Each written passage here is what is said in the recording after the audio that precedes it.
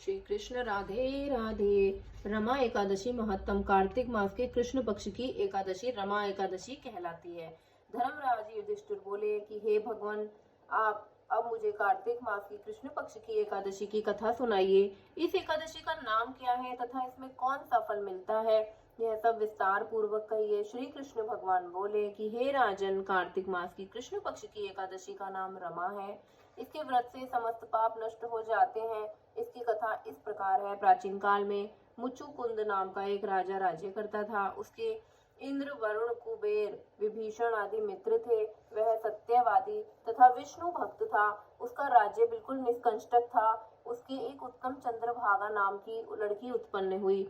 उसने उस लड़की का विवाह राजा चंद्रसेन के पुत्र साभन के साथ किया। एक समय जब वह अपनी ससुराल में थी, एक एकादशी पड़ी। चंद्रभागा सोचने लगी कि अब एकादशी समीप ही आई है, परंतु मेरा पति अत्यंत कमजोर है, इसीलिए यह व्रत नहीं कर सकता। परंतु मेरे पिता की कठिन आज्ञा है। जब दशमी आई तब राज्य में ढिंढोरा पिटा, तो उसको सुनकर शोभन अपनी पत्नी के पास गया और बोला कि हे प्रिय, तुम मुझे कुछ उपाय बतलाओ, क्योंकि मैं व्रत करूंगा तो मैं अवश्य ही मर जाऊंगा।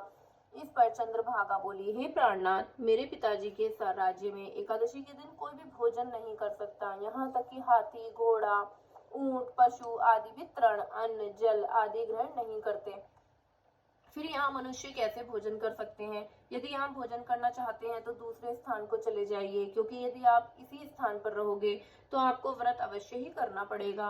उस पर शोभन बोला कि हे प्रिय, तुम्हारा कहना तो बिल्कुल सत्य है। अब मैं व्रत अवश्य ही करूंगा। भाग्य में जो लिखा है वही होवेगा। ऐसा विचार करके उसने एकादशी का व्रत किया और भूख और प्यास से अत्यंत पीड़ित होने लगा। सूर्य भगवान भी अस्त हो गए और जागरण के लिए रात्रि हुई। वह रात्रि शोभन को दुख देने वाली थी। दूसरे दिन प्रातः से पूर्व ही शोभन इस संसार में से चल बसा।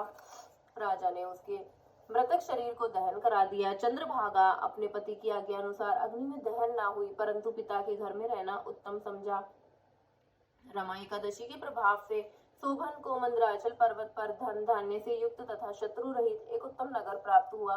उसके महल में रत्न तथा स्वर्ण के खंभे लगे हुए थे। वहां पर वह स्वर्ण तथा मणियों के सिंहासन पर सुंदर वस्त्र तथा आभूषण से युक्त बैठा हुआ था।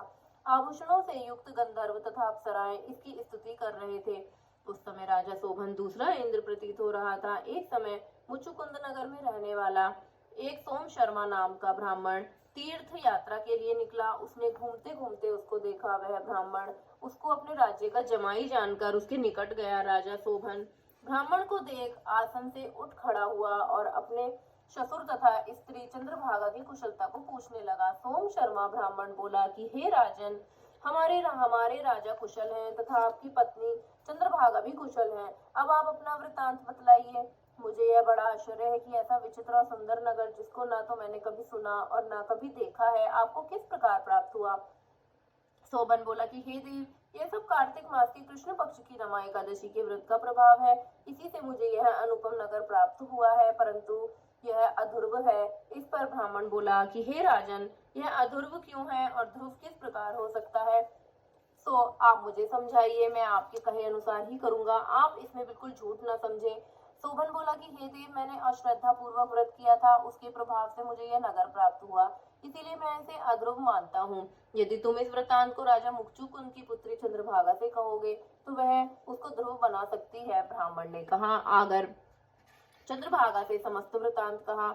इस प्रकार राजकन्या चंद्रभागा बोली कि हे ब्राह्मण देव, आप क्या कह रहे हैं? वे वृतांत प्रत्यक्ष देखकर आए हैं या अपना स्वप्न कर रहे हैं? इस पर ब्राह्मण बोला कि हे पुत्री, मैंने तेरे पति शोभन तथा उसके नगर को प्रत्यक्ष देखा है, परंतु वह नगर अध्रुव है। तू कोई ऐसा उपाय कर जिससे कि वह ध्रुव हो जाए। इस पर चंद्रभागा बोली कि हे महाराज, आप मुझे उस नगर में ले चलिए। मैं अपने पति को देखना चाहती हूँ। मैं अपने व्रत के प्रभाव से उस नगर को ध्रुव बना लूंगी। चंद्रभागा के वचनों को सुनकर वह ब्राह्मण उसको मंदराचल पर्वत के पास वामदेव के आश्रम को ले गया। वामदेव ने उसकी कथा को सुनकर चंद्रभागा का मंत्रों से अभिषेक किया। चंद्रभागा मंत्रों तथा व्रत के प्रभाव से दिव्य देह धारण करके पति के पास चली गई। शोभन ने अपनी स्त्री चंद्रभागा को देखकर प्रसन्नता पूर्वक उसे वाम अंग में बैठाया। चंद्रभागा बोली कि हे प्राणनाथ, आप मेरे पुण्य को सुनिए। जब मैंने अपने पिता की गृह में 8 वर्ष की थी, तभी से मैं सविधि एकादशी का व्रत करने लगी हूँ। उनकी व्रतों के प्रभाव से आपका यह नगर ध्रुव हो जाएगा और समस्त कर्मों से युक्त होकर प्रलय के अंत तक रहेगा। चंद्रभागा दिव्य रूप धारण करके तथा दिव्य वस्त्रालंकारों से सजकर अपने पति के साथ आनंद पूर्वक रहने लगी और शोभन उसके साथ आनंद पूर्वक रहने लगा। हे राजन, यह मैंने रमा एकादशी का महत्तम कहा है। जो मनुष्य रमा एकादशी के व्रत को करते हैं उनके समस्त ब्रह्म हत्या आदि के पाप नष्ट हो जाते हैं। जो मनुष्य रमा एकादशी का महत्तम सुनते हैं वह अंत समय विष्णु लोक को जाते हैं। जय श्री कृष्ण। राधे राधे।